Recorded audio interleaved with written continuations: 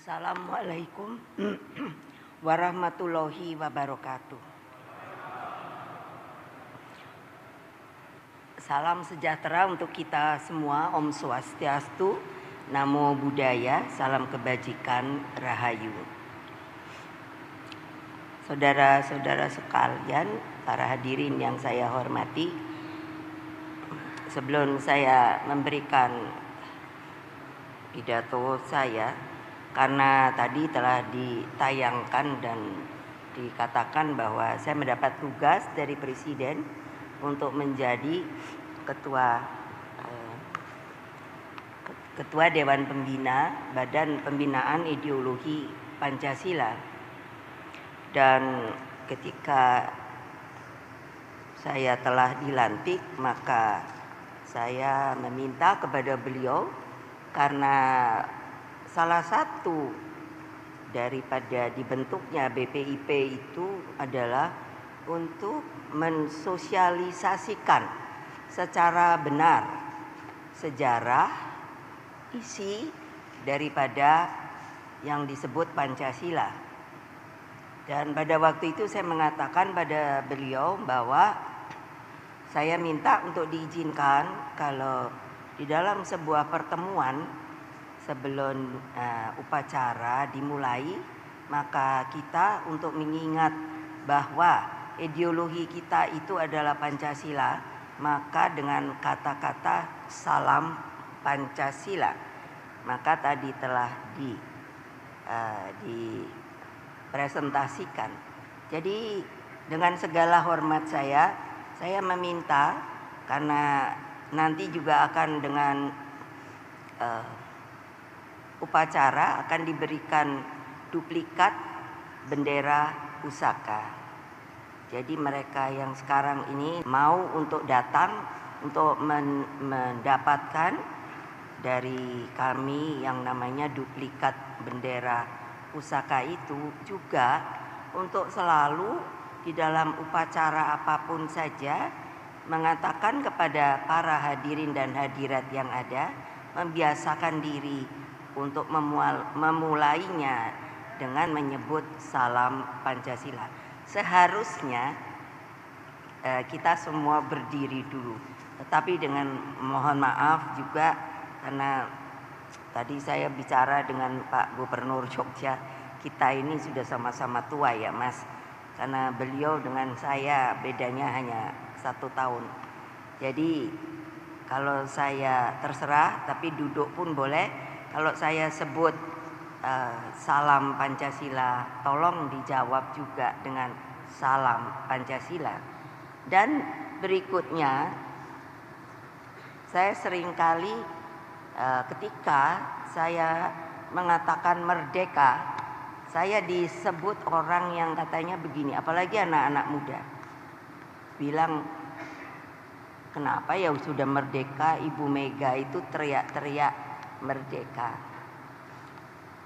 Bapak-bapak, ibu-ibu yang saya hormati, mungkin kita seumur, jadi kita ini mungkin hanya atau berada di dalam sebuah kondisi negara kita, yaitu justru tidak ikut berjuang dan juga tidak lagi merasakan suasana perjuangan dan ketika proklamasi itu. Jadi waktu saya kecil, mengapa kalau nanti yang pertama kali akan saya berikan adalah kepada Bapak Gubernur Hamengkubuwono dari Jogja, karena beliau ini masih ada darah, bukannya untuk mendiskriminasi, tapi yang memang beneran bapak saya itu adalah proklamator bangsa. Kalau ada yang tidak setuju silakan angkat tangan, artinya kalian adalah A sejarah. Lalu yang berikutnya, seperti tadi dikatakan, ketika keadaan negara, pemerintahan yang tadi telah disebutkan oleh saya, karena belum bisa tinggal di istana, maka tinggalnya di Pegangsaan Timur.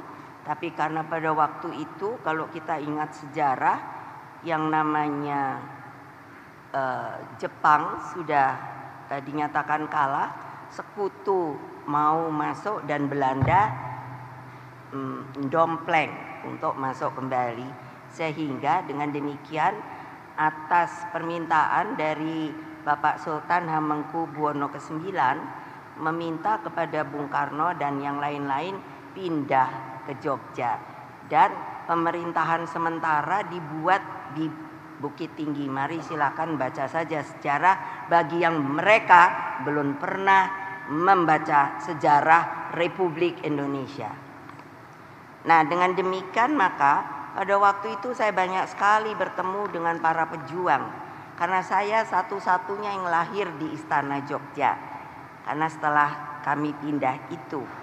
Nah, ternyata tadi juga telah saya katakan, Belanda masuk ke Jogja dan Bapak dan yang lainnya pun lalu dibuang ke Bangka, dan ibu saya tadinya disuruh tetap tinggal di istana, tapi ibu saya tidak mau.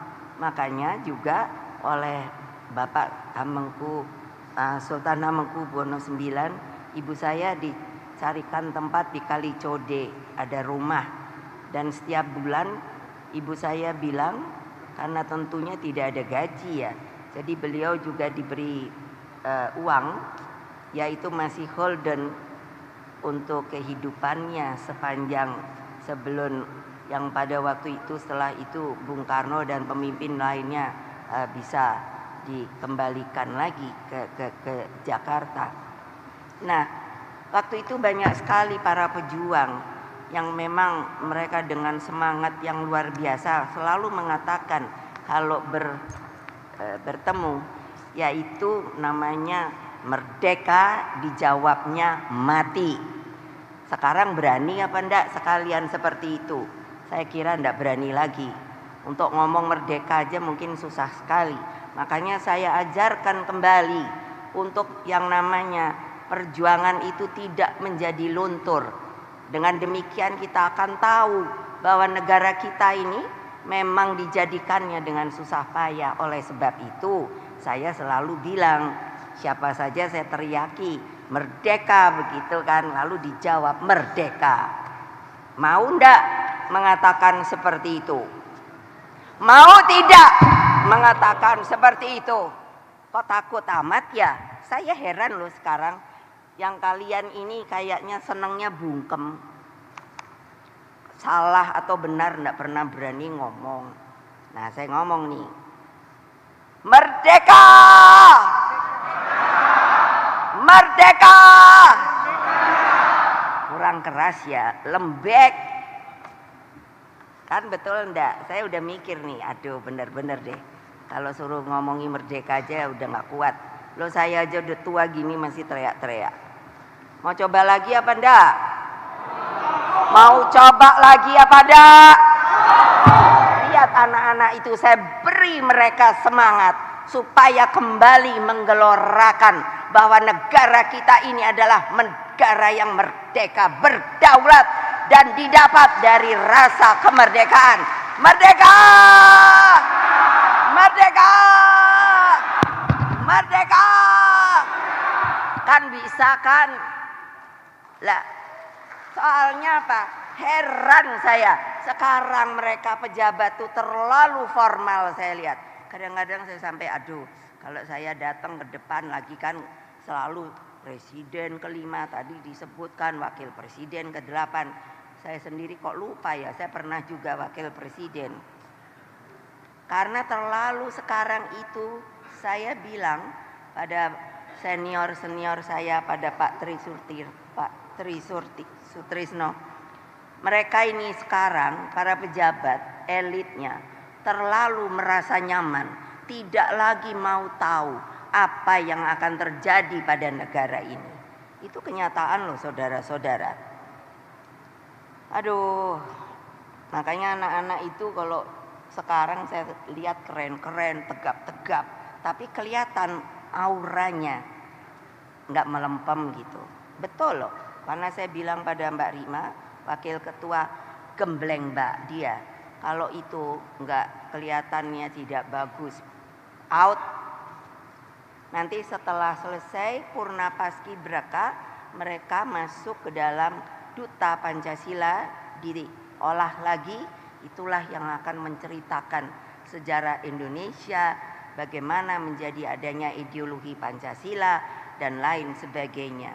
Karena kalau bukan kita sendiri yang menyayangi negara ini, yang mau berbakti pada negara ini, pada republik ini, pada bangsa ini, lalu siapa? Jangan dipikir tidak akan bisa yang namanya perang itu kembali. Silahkan lihat sekarang. Saya mengikuti terus yang namanya geopolitik. Keadaannya bisa saja. Ini Bapak dari Angkatan Laut. Yes. Coba bayangkan. Kalau nanti, kalau kita melempem, kalau one day, I don't know. Tapi saya berharap jangan. Ya, ini nanti karena apa? Suasana di Timur Tengah saya perhatikan, mudah-mudahanlah tidak akan bisa melebar. Nah, tadi telah disebutkan siapa sih yang bikin bendera, yang disebut bendera pusaka. Lalu kenapa sekarang harus jadi ada duplikat? Karena bendera pusakanya sudah tua dan disimpan. Saya sendiri sebenarnya tidak begitu mengetahui apakah ditaruh di Monas, karena rencana bapak saya membuat Monas dulu itu adalah karena ingin menaruh ada namanya ruang hening. Ruang hening itulah nanti ditaruh di situ. Dan saya juga ingin meminta bahwa ternyata ketika saya dijadikan Dewan Pembina di BPIP, saya suruh buka-buka dokumentasi arsip lama. Dan ditemukan bahwa memang betul bahwa Indonesia Raya itu dibuat oleh Bapak Rudolf W. Supratman, tapi ternyata 3 stansa. Kita terbiasa 1 stansa karena bapak saya membuat tiang bendera di istana itu beliau sendiri yang mengarang adalah 17 meter. Sehingga ketika kita nanti 17 untuk mengingat. Jadi kalau dilihat tiangnya 17 meter, di situ ada bunga, itu diambil dari simbol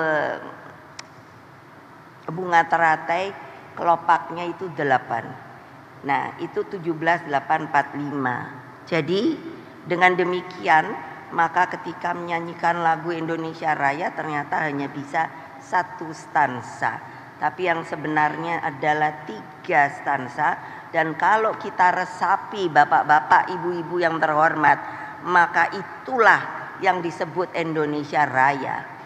Saya kemarin ketika di Perindo mengatakan sebenarnya kita harus selalu mengatakannya, bukan Indonesia Maju dan lain sebagainya. Itu pun baik, bukannya tidak. Tapi kita udah punya Indonesia Raya yang digambarkan oleh Bapak W. Rudolf Supratman. Di situ coba saya sampai suka nangis. Coba boleh resapkan. Situ ada doa. Meminta. Masa kalian yang sudah merasakan kemerdekaan itu lalu luluh? Tidak lagi mau memikirkan apa yang akan terjadi kalau kalian sendiri tidak punya semangat kemerdekaan, maunya enak-enak saja, hanya berpikir bagaimana mendapatkan kekuasaan. Kalau setelah itu lalu kenyamanan, lalu bagaimana anak-anak kita yang masih kalau pergi ke daerah-daerah saya masih ada stunting dan lain sebagainya. Kemana hati nurani kalian?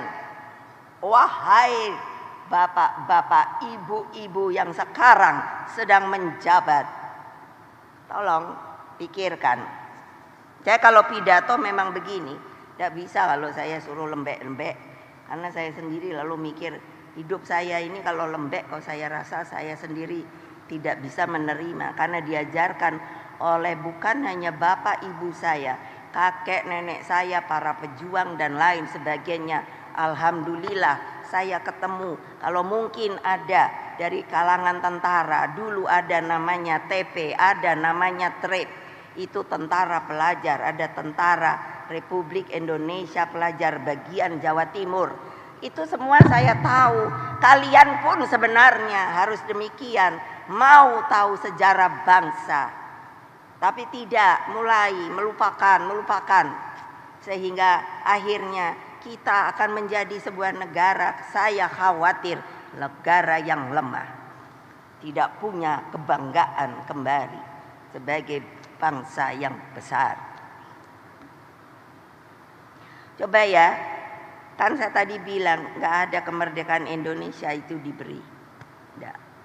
Ribuan orang gugur pada peristiwa 10 November tahun 45 di Surabaya. 19 Oktober itu ada para pemuda naik ke Hotel Yamato untuk merobek bendera Belanda yang namanya merah, putih, biru. Dirobek. Sekarang masih ada nggak keberanian kayak gitu? Saya sendiri nggak tahu. Terus belum lagi, apakah lupa mereka yang datang dari Sulawesi itu kayak apa yang namanya kekejaman Westerling pada tahun 1946-47 itu masakre di Sulawesi Selatan. Masa sama sekali seperti menjadi debu. Lalu coba kalian pergi ke TMP, Taman Makam Pahlawan. Saya orang alhamdulillah sudah pergi ke seluruh Indonesia. Bukan hanya kota-kotanya, kampung dan desa. Saya jalani, saya ingin tahu seperti apa Indonesia Raya itu. Apakah kalian semuanya sudah pernah pergi ke seluruh Indonesia? Pasti kalau taruhan sama saya menang. Pasti belum. Nah, sampai Bung Karno membuat Lemhanas, Lembaga Pertahanan Nasional. Padahal maksudnya dulu adalah untuk menyatukan yang namanya inspirasi, persepsi sebagai orang Indonesia, sehingga meskipun kulitnya beda antara orang Jawa dengan orang Papua. Ada kemarin yang datang kepada saya yang anak dari Wamena. Beliau anak itu kaget. Namanya siapa Mbak Rima? Yang dari Wamena? Ya? Lili. Nah, dia kaget ketika kamu dari mana kan? Dari Wamena. Saya kalau dari timur itu dipanggilnya Mama. Oh, saya sudah ke Wamena. Kamu pernah makan belum? Namanya udang selingkuh. Kaget dia. Kok Mama tahu udang selingkuh ya? Ada. Sudahkah kalian pernah makan udang selingkuh? Angkat tangan. Namanya udang selingkuh. Adanya di sungai apa itu? Besar. Coba bayangkan. Jangan hanya ingin pergi ke luar negeri saja. Datanglah ke seluruh daerah. 38 provinsi, saudara-saudara. Coba bayangkan. Masa hanya begitu saja tidak mau untuk melihat republik kita yang tercinta. Lalu bagaimana? Apakah hanya ingin mendapatkan kuasa hanya dengan mendatangkan menjadi pejabat? Nonsens. Nggak langgeng. Bayangkan di TMP saya bawa anak-anak saya, cucu-cucu saya untuk nyekar. Dan saya suruh cari yang pertama adalah apa? Nisan tanpa nama. Coba boleh dicari. Ada. Sampai mereka, itulah yang saya bikin untuk menimbulkan semangat. Bertanya mereka, kenapa mereka tidak ada nama yang lain? Ada nama. Karena mereka bakti itu tidak bisa dibeli, tidak bisa dijual. Mereka rela berkorban tanpa nama. Silakan. Pergilah ke TMP sini. Kalau tidak ketemu ada. Jadi hari-hari ini di BRIN saya pun diminta untuk menjadi ketua Dewan Pengarah di sana. Saya suruh bagaimana ya untuk melihat kerangka lagi yang mereka tidak bernama. Karena sekarang dengan ilmu teknologi sudah bisa dengan melihat DNA-nya. Tapi lalu mereka bilang, saintisnya, ibu bagaimana mau dicari? Namanya aja nggak tahu. Iya ya, nggak ada yang lapor ya kehilangan anak. Ya itu kan zaman dulu Ibu. Aduh sedih saya. Coba bayangkan terus kalian, hanya mau menjadi orang terhormat. Boleh. Tapi ingat riwayat mengapa Indonesia bisa merdeka. Saya bilang begitu. Sampai hari ini kalau saya ngomong, saya minta supaya katanya kita berdemokrasi. Siapa yang nggak setuju angkat tangan, catat nama, telepon sini, datang ke saya, diskusi. Nggak ada loh, nggak ada. Nggak tahu nggak berani atau memang mengakui apa yang saya katakan. Bangkitkan kembali yang namanya kesejarahan kita itu. Angkatan laut, angkatan udara. Saya tahu Laksamana pertama adalah Bapak Subiakto. Betul apa tidak? Saya kenal pribadi. Ayo, ceritanya saya tahu. Istrinya adalah Ibu Rahmi. Ibu Rahmi itu siapa? Istrinya Pak Hatta. Saya kenal. Jadi saya bilang sama Mas Hamengku, Mas, orang kayak kita nih udah tinggal berapa Mas yang mengetahui bagaimana membuat republik ini ya? Beliau bilang iya ya Mbak. Lah iyalah, orang sekarang maunya keren aja. Coba bayangkan, KSAU-nya siapa? Pak Surya Dharma. Gampang saya ngomong dan ketemu, bukan yang enggak. Jadi saya nih apa sih istilahnya, sejarah hidup yang ngelihat sendiri perjuangan itu seperti apa. Bapak saya, bayangin umur 16 tahun loh mulai berpolitik di Jawa Barat. Mana perwakilan dari Jawa Barat ada apa tidak? Mana? Oh, terima kasih Pak hadir. Bayangkan umur 16 tahun loh Pak, mulai dia berpikir kenapa kok kita dijajah, padahal dia sekolah di ITB dulu, apa ya namanya, sampai kalau sama profesornya bapak saya bilang dipanggilnya apa, Inlander Soekarno, kalau kamu mau pintar cepat-cepat kamu jadi insinyur gitu. Inlander, tahu nggak Inlander? Seperti orang yang inlander apa ya, tidak diakui. Bayangkan dia sudah tahu keluar masuk penjara, dibuang ND, Bengkulu, Bangka, Perapat. Coba bayangkan, suka miskin itu langganannya. Kalian tidak punya nurani, kalian tidak punya etika, kalian tidak punya moral. Ayo pikir bapak-bapak, ibu-ibu terhormat. Apakah begitu sekarang Indonesia Raya itu ada makhluk-makhluk manusianya? Saya nggak bisa kalau terus nggak boleh ngomong Bu, nggak boleh ngomong. Enggak, saya punya mulut.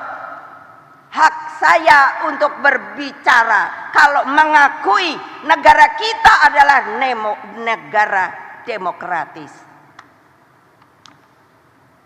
Tolong diingat, kebetulan nih, karena saya tadi udah dari kemarin saya udah minta siapa aja sih PJ-PJ-nya yang datang, gubernurnya siapa aja sih? Ya, karena saya ingin ngomong seperti ini. Nggak tahu sadar apa tidak, nanti akan kelihatan. Karena apa? Di dalam Undang-Undang Dasar Republik Indonesia tahun 1945, setiap warga negara mempunyai hak yang sama. Kalau saya salah ngomong, tidak laki, tidak perempuan. Jadi artinya jangan ya macam-macam. Ya dong, gimana sih udah diberi hak yang sama? Tidak ada dari presiden sampai kaum papa, haknya sama. Ingat. Begitu juga dalam pemilu langsung haknya sama. Jadi berikan kepada rakyat hak mereka. Jadi kalian, saya minta sungguh-sungguh jangan tidak netral. Jangan tidak netral. Saya akan tahu kok. Tapi saya gini loh, saya elus dada saya. Hah. Tadi sebelum ke sini ada siapa itu enggak tahu ngomong. Yang namanya apa? Mengatakan katanya saya tidak ini sama presiden. Lo enaknya lo dia ngomong kayak gitu. Lo saya sama presiden ya baik-baik aja. Emangnya kenapa? Hanya karena saya dikatakan karena saya tidak mau ketika diminta 3 periode atau karena saya katanya tidak mau perpanjangan. Loh, saya tahu hukum kok. Mana yang ahli hukum angkat tangan? Itu kan ranahnya namanya konstitusi. Ya saya tidak punya hak loh mengatakan boleh apa tidak. Itu kan mesti majelis permusyawaratan rakyat. Karena apa? Ketika dari yang namanya presiden seumur hidup itu waktu reformasi kan dirubah itu TAP MPR. Saya tanya pada ahli tata negara, apakah MPR yang sekarang disamakan ini TAP-nya itu masih berlaku? Yes. Ada yang mau nyanggah? Ahli hukum tata negara? Ya, silakan. Toh, lihat. Karena saya ngomong kebenaran. Saya nggak mau republik ini rusak. Dan rusaknya oleh kalian sendiri, orang Indonesia yang sudah tidak merasa lagi yang namanya kita harus bergotong royong, harus kekeluargaan, tidak ada lagi yang namanya Bhinneka Tunggal Ika. Gimana ya? Terus kalian mau jadi apa? Elit aja. Wah, kalau udah dibilang elit luar biasa.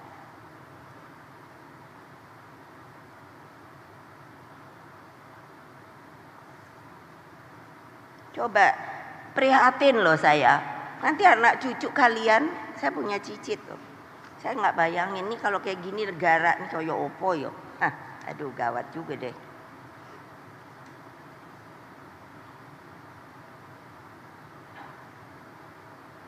Bayangkan ya, coba ya, bukan saya menyanjung bapak saya sebagai bapak, tentu sebagai bapak saya sangat hormati. Tapi dia adalah seorang manusia Indonesia loh, yang visioner loh. Mengapa sampai dia berupaya membuat konferensi saja Asia Afrika yang namanya gerakan non-blok dan lain sebagainya. Akibat itulah begitu banyak yang namanya apa? Negara-negara terjajah itu menjadi merdeka. Tolong dong pikirkan. Jadi kalian tuh maunya jadi apa ya? Saya sendiri. Loh karena hidup saya itu udah menurut saya unik. Unik loh. Saya anak presiden. Tinggal karena bapak saya presiden. Wah, semua orang gini-gini di Istana Merdeka sono. Saya boleh tidur di Istana Jogja. Saya lahir di situ. Karena anak presiden. Setelah Pak Harto, bapak saya diturunkan, terus kami, wah orang langsung nggak ada yang mau kenal kami, wah saya rakyat biasa. Ini pengalaman hidup loh, bukannya subjektif, itu kenyataan. Coba bayangkan, dengan demikian, lalu ya saya tidak apa-apa. Saya bilang hanya saudara-saudara, kita hidup yang benar, jaga nama bapak kita. Akhirnya masuk politik. Ya akhirnya presiden lah, wapres lah, sampai sekarang saya masih laku. Iya maksud saya laku dikasih kerjaan, saya nggak minta. Saya suka guyon sama ibu Menteri Keuangan. Saya baru tahu karena saya nggak pernah mikirin. Ternyata di apa itu PNS ya itu. Gaji itu nggak boleh 2 ya. Saya baru tahu loh beneran loh. Saya kan megang BPIP sama BRIN. Ternyata yang di BRIN saya nggak dapat gaji loh. Coba bayangkan kalau saya mau berontak kayak apa? Enggak, saya oke aja. Oke, nggak apa-apa mbak. Saya bakti saya pada negeri kok. Kalian tuh mestinya begitu loh bapak-bapak, ibu-ibu. Maaf ya, saya ajari. bakti pada negeri tahu. Nah, siapa yang nggak mau ngangkat tangan? Jantan kalau laki-laki, kalau perempuan bingung juga saya manggilnya apa. Pokoknya jangan pengecut. Betul loh. Saya sengaja ini nggak ada yang tahu kalau saya mau gini. Karena saya pikir, kapan lagi ketemuan nih? Gitu. Padahal belum ketemuan sama yang benar kan. Cuman berapa orang ya gubernur sekarang yang masih? Berapa ya? Hah? Berapa ya? Hah? Yang datang? Atau yang masih? 10. Masih ke sini? Ada? Bukan? Ada? Atau diwakili? 10 Bu yang hadir. Lah ya. Yang lain kan PJ kan?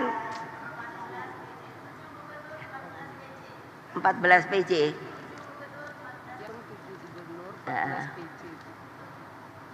Awas lo ya, nanti kalau PJ udah ada instruksi gitu, saya udah takut aja deh. Ya, udah ada instruksi belum? Saya udah ketawa aja. Lah iya le, kalian mau PJ lo, udah deh netral aja dah, ngerti lah. Aduh gawat ya. Bayangkan dengan merdeka Indonesia berjuang membangun tata dunia baru yang lebih berkeadilan dan Indonesia menjadi taman sarinya dunia. Atas dasar semangat di atas, maka duplikat bendera merah putih ini akan diserahkan sebagai satu kesatuan dengan buku pidato lahirnya Pancasila pada tanggal 1 Juni 1945 dan salinan naskah proklamasi kemerdekaan Republik Indonesia tahun 1945. Terimalah ketiganya sebagai persembahan peringatan hari ulang tahun kemerdekaan Indonesia ke-79. Tolong insaf ya, kita nih merdeka baru 79 tahun loh. Saya ngiri loh sama China, sama Amerika, sama Rusia. Kalau India sama-sama lah.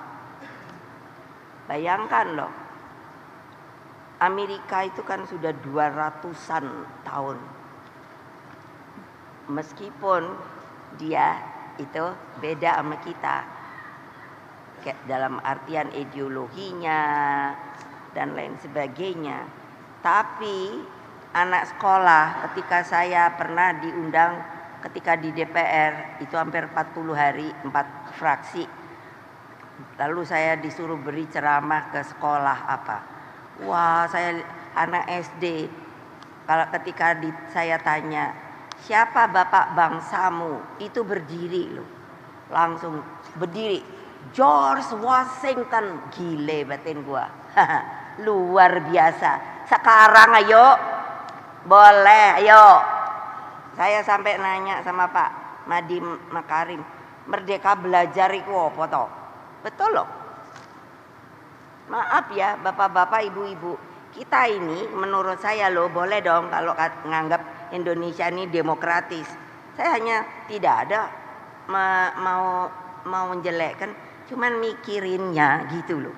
Kok kita nih kayak poco-poco, ganti pemimpin, ganti aturan. Yang udah baik nggak dipikirin, pokoknya mesti ganti aturan. Lah itu saya sampai mikir 200-an tahun dan konstitusinya kalau dihitung baru berapa kali ya? Siapa yang tahu ya? Yang namanya Declaration of Independence itu.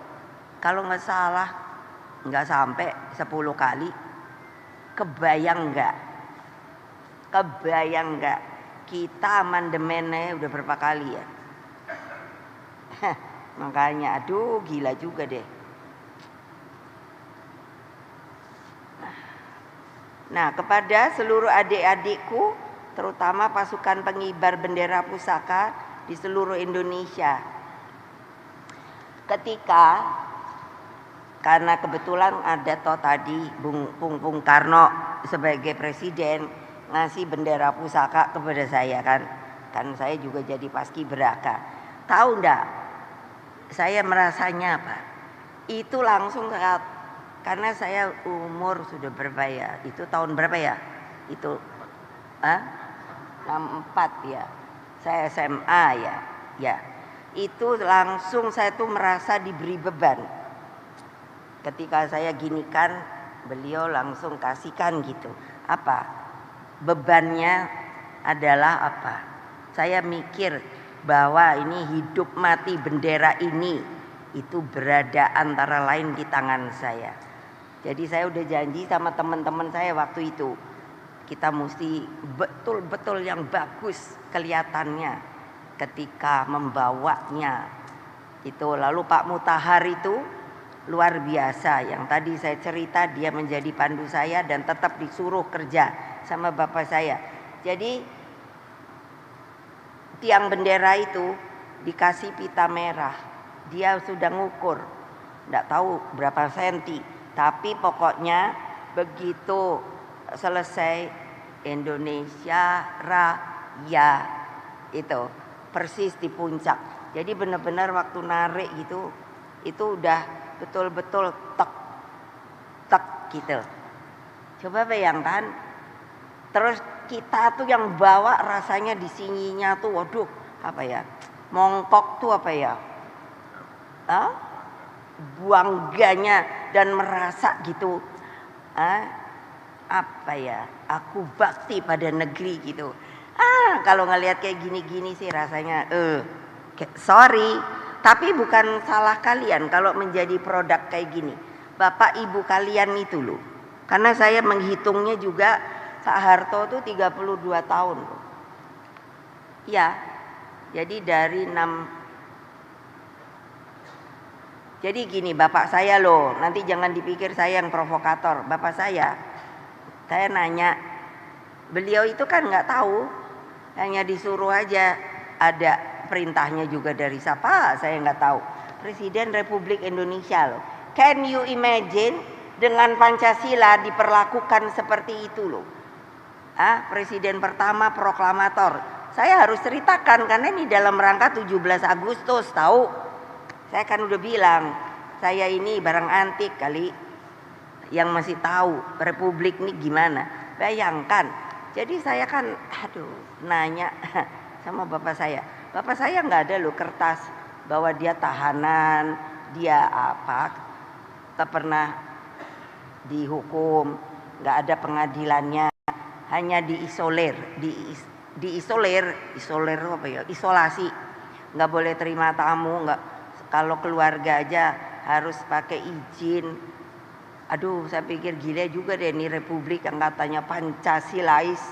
Lalu kan zaman Pak Soeharto, saya tidak punya masalah loh sama beliau secara pribadi, tapi ini adalah fakta sejarah yang saya ceritakan. Jadi bukan saya provokator. Jadi itu apa? Loh kok desoekarnoisasi? Saya bingung sendiri juga loh. Niatnya desoekarnoisasinya apa? Hanya nahan bapak saya, kami keluarga terkena juga, nggak boleh sekolah, nggak boleh kuliah. Saya kalau ingat itu gile juga nih Republik. Nah, masa mau begitu lagi? Ayo, katanya ideologi Pancasila, gitu. Pancasila, udah kalau saya udah dengar kayak gitu gile. Cuman teriak doang nggak dijalanin. Gitu loh. Mbok ikuti aturan Republik ini loh. Mbok jangan main-main lagi loh. Coba toh. Masa kita mau dibuat seperti itu lagi? Ya enggak lah. Makanya saya bilang, saya ngomong aja. Kalau menganggap bahwa negara ini demokrasi, ada namanya demokratisasi, ada namanya demokratis. Makanya kemarin tadi saya bilang sama Mas, saya bilang karena beliau Sultan kebiasaan, jadi manggilnya Mas Sultan. Itu saya bilang sama beliau, Mas, kan kamu pasti eling tau Mas, saya bahasa Jawa. Waktu mau reformasi, kan kita dipanggil Gus Dur bertiga jadinya, mau ngomongi reformasi. Ingat beliau bilang, Mbak, ingat. Nah, bayangin loh. Terus sekarang apa? Biarin dah, itu pilkada tuh jalan deh yang bener aja. Nggak usah dah pakein TSM gitu loh. Terukur apa kuyo? terstruktur, sistematis, masif. Udah deh, nggak usah lah. Kasihlah hak tuh pada rakyat. Rakyat tuh jangan dibodohi melulu toyo, kesian.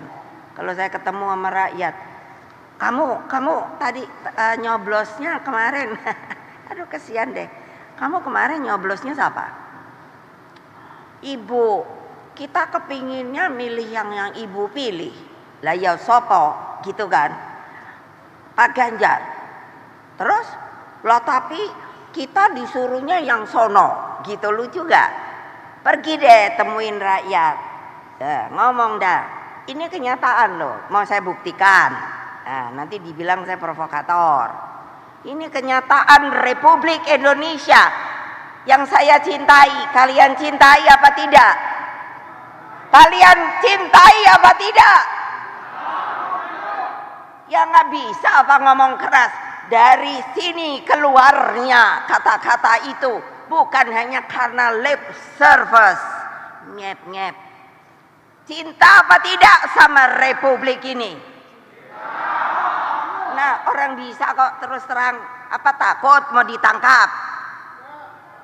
Nah, bener. Lah ya, emangnya polisi itu yang nggak capek kalau nangkap melulu? Mana polisi? Ada nggak di sini? Lo polisi itu padahal saya lo yang belah. Enak aja. Nanti saya dibilang Ibu Mega provokator. Ai. Saya mengatakan kebenaran. Ya dong. Republik ini dibangun oleh para pendiri republik untuk menjadi azas kekeluargaan, gotong royong, bukan saling mengintimidasi, bukan saling menekan. Untuk itulah maka Bung Karno sebenarnya berkorban pada waktu itu supaya jangan terjadi namanya perang saudara. Tahu? Dia biarin aja. Saya sampai bapakku nih ngapain udah lemes. Karena dianya dengan bilang dengan baik, saya nanti kalau saya yang membuat republik ini sendiri Mega, dan saya tidak mau. Karena apa? Pada waktu itu terbelah, rakyat masih banyak yang sayang Bung Karno, pro. Masa mau begini? Dak, gitu. Nanti kalau namanya bapak-bapak yang orang lain masuk ke dalam negara kita, mau apa kalian? Kesiapan kalian apa? Angkatan Laut. Ayo.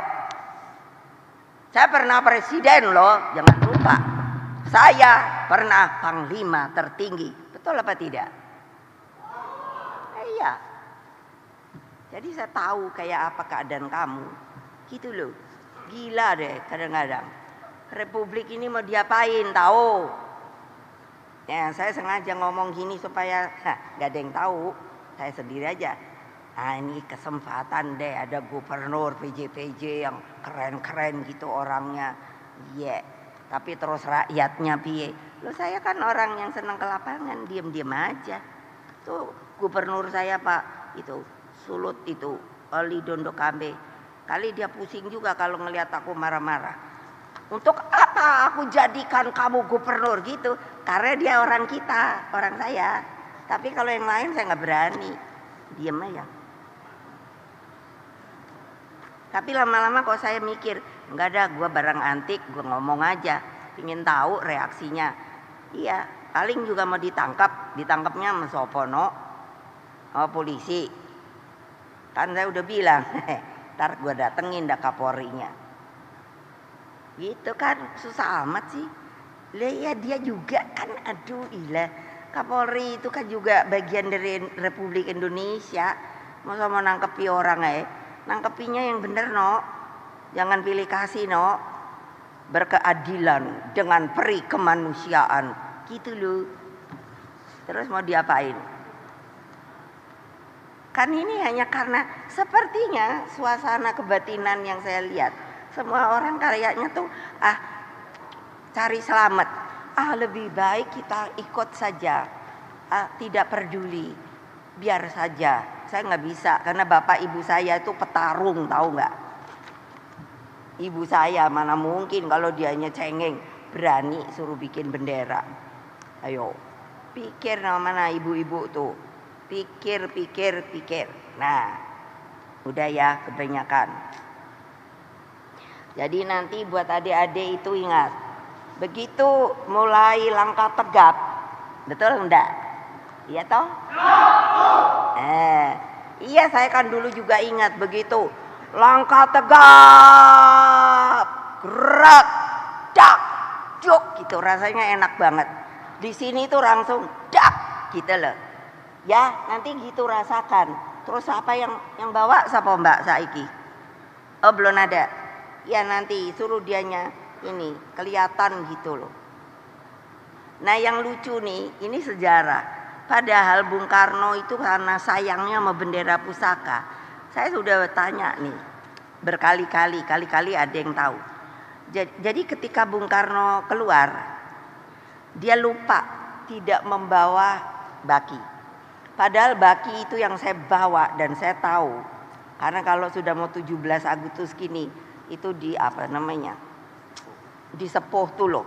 Karena itu perak.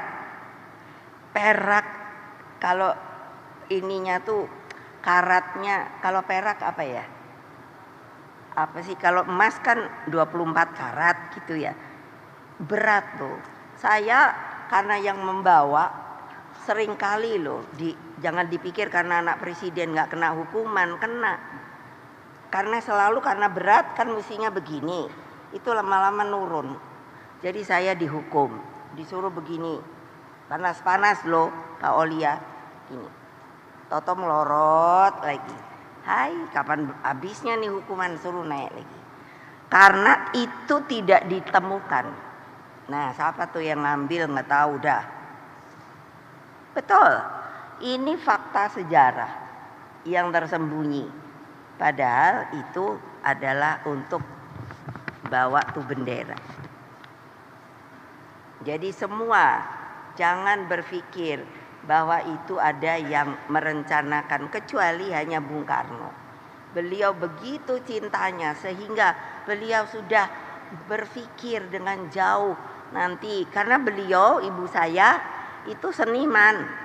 Jadi meng-create, harus begini, begitu loh. Saya sangat bisa melihat ditaruhnya nanti begini, begitu. Jadi nanti bapak-bapak, ibu-ibu, saya mohon jangan dikelelerkan bendera duplikat itu. Hormat kalau bertemu, karena kalau tidak ada bendera itu maka kita pun akan menjadi orang papa dan hina. Bayangkan kalau boleh lihat di Afrika masih banyak negara-negara yang belum merdeka atau pecah dan lain sebagainya. Jaga, awas kalau enggak, kan jahat, saya mau diapain gitu. Lah saya aja kayak mau diapain. Loh, asal ngomong gini kok kayak provokator. Ibu Mega provokator, gile. Makanya saya nanya kan, apa salah saya? Enggak ada. Saya mengatakan kebenaran karena kecintaan dan bakti saya pada negeri ini. Dan karena pengorbanan begitu banyak rakyat Indonesia sebelum merdeka dan sesudah merdeka. Kamu harus ingat kepada hal-hal itu, saudara-saudara. Awas kalau kalian hanya egois. Awas kalau kalian hanya maunya untuk keenakan diri sendiri dan keluarga kalian. Demikian, terima kasih. Wassalamualaikum warahmatullahi wabarakatuh. Salam Pancasila. Merdeka! Merdeka! Merdeka! Terima kasih kepada Ibu Ketua Dewan Pengarah BPIP atas arahannya. Di antara banyak sumber informasi, kami layak dipercaya. Karena kami menggali lebih dalam, berpihak pada kebenaran, berpegang pada data dan fakta, agar layak Anda jadikan referensi. Kompas TV, independen, terpercaya.